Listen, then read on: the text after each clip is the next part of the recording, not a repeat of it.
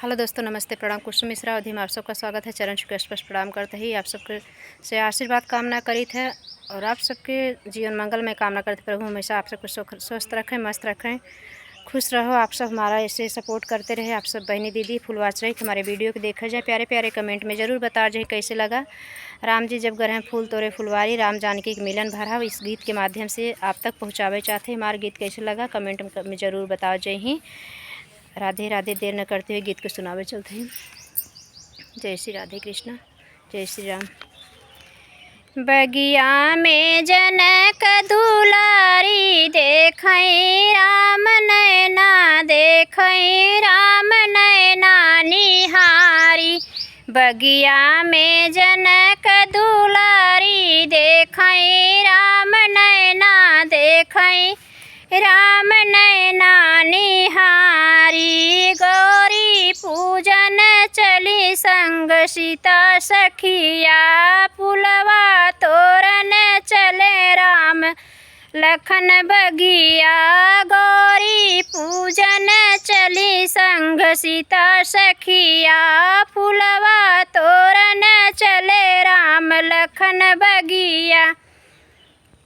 पूजा की करई तैयारी देखई राम नैना, देखई राम नैना निहारी। पूजा की करई तैयारी देखई राम नैना, देखई राम नैना निहारी। गौरी पूजन सीता मंदिर में गईली, सुंदर कुंवर सीता मनवा बसौली। गौरी पूजन सीता मंदिर में गईली, सुंदर कुंवर सीता मनवा बसौली। सूरती लगई अति प्यारी देखई राम नैना, देखई राम नैना निहारी। सूरती लगई अति प्यारी देखई राम नैना,